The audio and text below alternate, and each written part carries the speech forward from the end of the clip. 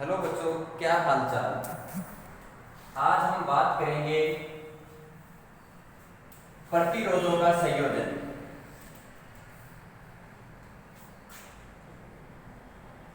प्रतिरोधों का संयोजन। प्रतिरोधों का संयोजन, combination of resistance. Combination of resistance की बात करेंगे, प्रतिरोधों का संयोजन। तो प्रतिरोधों का जो संयोजन है वो दो प्रकार का होता है। नंबर एक, श्रेणी क्रम संयोजन। श्रेणी क्रम संयोजन। श्रेणी क्रम संयोजन की अपन बात करते हैं तो श्रेणी क्रम संयोजन में क्या होता है कि प्रतिरोधों का ऐसा संयोजन। यहाँ पे देखो, पर मैं चित्र बना देता हूं तो चित्र से बहुत अच्छा समझ में आ जाएगा। यहाँ पे क्या कर दिया, एक बैटरी जोड़ दी, एक क्या जोड़ दिया, कुंजी। ये लिया यहाँ, ये प्लस माइनस बैटरी बी विभवांतर के, ये प्रतिरोध R1 R2 R3। इसमें जो करंट फ्लो हो रहा है वो क्या है, I, और इधर से क्या निकल रहा है, I। जो पहला प्रतिरोध है उसका विभव पतन V1, दूसरे का विभव पतन V2 और तीसरे का विभव पतन क्या हो जाएगा, V3।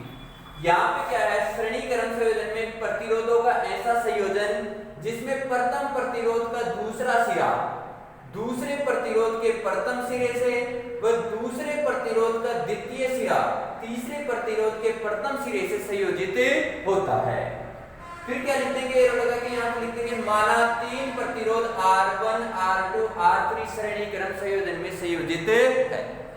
फिर यहाँ पे श्रेणी क्रम संयोजन है, उसमें प्रवाहित धाराओं का मान, श्रेणी क्रम संयोजन में प्रवाहित धाराओं का मान समान होता है, जबकि जो विभव पतन है वो क्या होते हैं, अलग अलग होते हैं। यहाँ पे सभी प्रतिरोधों को V विभव वाली बैटरी से क्या किया गया है, संयोजित किया गया है। तो यहाँ पे क्या होगा कि जो अलग अलग विभव पतनों का योग होगा, अलग अलग विभव पतनों का योग बैटरी पर बैटरी से जुड़े विभवांतर के योग के क्या होता है, बराबर होता है। तो यहाँ पे कुल विभवांतर की बात करेंगे तो V बराबर क्या जाएगा, V1 plus V2 plus V3। इसे दे देंगे समीकरण नंबर 1। सबसे पहले निकालेंगे R1 प्रतिरोध। R1 प्रतिरोध पर विभव पतन। R1 प्रतिरोध के विभव पतन की बात करेंगे तो V1 बराबर IR1। समीकरण नंबर कितना आ जाएगा, 2। इसी प्रकार R3 प्रतिरोध पर विभव पतन तो V3 बराबर क्या आ जाएगा, IR3। समीकरण नंबर 3। समीकरण नंबर V3 कहाँ पे मैंने 2 के लिए लिखे थे, R2 के लिए, तो यहाँ पे क्या जाएगा, V2 R2। इसी प्रकार R3 प्रतिरोध पर विभव पतन तो V3 बराबर IR3। समीकरण नंबर से दे देंगे 4। अब यहाँ पे अपन करते हैं तुल्य प्रतिरोध के लिए। यदि तुल्य प्रतिरोध R हो तो कुल विभवांतर या कुल विभव पतन, तो कुल विभव पतन को V से जोड़ दिए तो V बराबर क्या आ जाएगा, IR। समीकरण नंबर 5। यहाँ पे क्या करते हैं बेटा, इक्वेशन नंबर 1 में इक्वेशन नंबर 2 3 व 4 से मान रखने पर, इक्वेशन नंबर 1 में 2 3 4 और 5 से मान रखते हैं तो V की जगह क्या जाएगा, IR बराबर IR1 plus IR2 plus IR3। इधर से कॉमन लेते हैं, कॉमन क्या आ गया, I तो अंदर आ जाएगा R1 plus R2 plus R3, I से कैंसिल, तो R बराबर क्या आ जाएगा, R1 plus R2 plus R3। यहाँ पे प्रतिरोधों का सरणी क्रम संयोजन आ गया।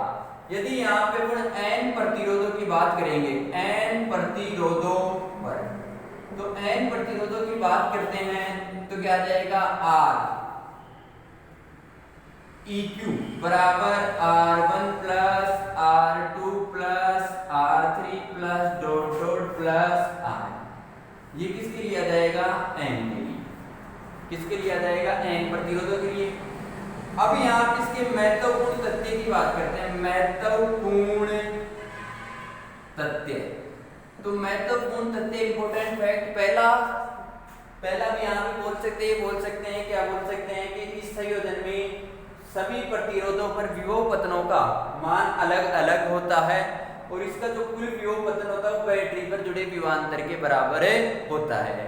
दूसरी चीज ये लिख सकते हैं कि श्रेणी क्रम संयोजन में प्रवाहित धारा का मान सभी प्रतिरोधों में क्या होता है, समान होता है। तीसरा इसका यहाँ पे विभव पतनों का अनुपात निकाले, विभव पतन का अनुपात, विभव पतन का अनुपात। तो यहाँ पे देखो इधर से देखो V1 I समय समान आ रहा है तो क्या जाएगा V1 अनुपात V2 अनुपात V3 बराबर R1 अनुपात R2 अनुपात क्या जाएगा R3। इसी प्रकार नंबर 2 इसमें निकाल रहे व्यय शक्ति के लिए, नंबर 2 किसके लिए निकाल रहे हैं, व्यय शक्ति। व्यय शक्ति की बात करेंगे खर्च होने वाली शक्ति की, तो अपने को शक्ति का सूत्र P बराबर क्या होता है VI और चूंकि V बराबर क्या होता है IR तो यहाँ पे P बराबर क्या हो जाएगा, V की जगह रखेंगे IR गुणा I तो P बराबर क्या जाएगा I का स्क्वायर R। मान लो R1 प्रतिरोध के लिए करेंगे तो P1 बराबर I स्क्वायर R1 और P2 के लिए करेंगे दूसरे प्रतिरोध के लिए तो P2 बराबर I2 R2। यदि तीसरे प्रतिरोध के लिए करेंगे तो P3 बराबर I3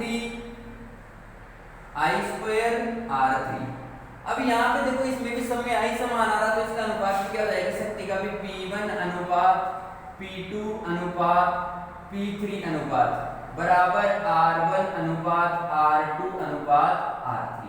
तो यहाँ पे क्या रहेगा, प्रतिरोधों का श्रेणी क्रम संयोजन।